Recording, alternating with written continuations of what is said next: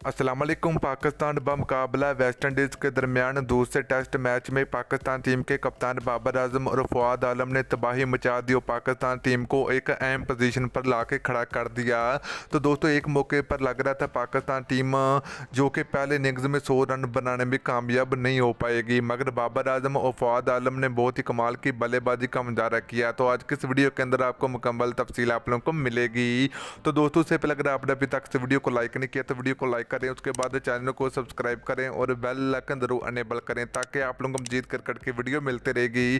तो चलिए दोस्तों, आपको बताते चले कि पाकिस्तान और वेस्ट इंडीज़ के दरमियान खेले जाने वाले दूसरे टेस्ट मैच के पहले दिन वेस्ट इंडीज़ क्रिकेट टीम के कप्तान ने टॉस जीतकर पहले पाकिस्तान टीम को बल्लेबाजी करने की दावत दी। तो मगर पाकिस्तान टीम के लिए अच्छा साबित नहीं हो पाया, क्योंकि पाकिस्तान टीम की सिर्फ 2 रन पर पाकिस्तान टीम की 3 विकेटें गिर चुकी थी। उसके बाद बाबर आजम और फवाद आलम ने बहुत ही कमाल की बल्लेबाजी का मुजाहरा करते पाकिस्तान टीम को मुश्किलात से निकाला। तो दोस्तों, अजहर अली बगैर कोई रन बना के आउट हुए, तो आबद अली और इमरान भट्ट ने एक एक रन बनाए।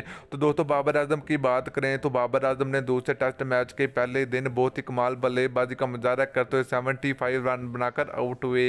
फवाद आलम की बात करें तो फवाद आलम को बॉल लगने की वजह से फवाद आलम ग्राउंड छोड़कर बाहर चले गए हैं और फवाद आलम जो कि इस वक्त 76 रन बना चुके हैं। तो दोस्तों, पाकिस्तान टीम ने दूसरे टेस्ट मैच के पहले दिन पाकिस्तान क्रिकेट टीम की 4 विकेटें गिर चुकी हैं और पाकिस्तान टीम ने 212 रन बनाने में कामयाब हो चुकी है।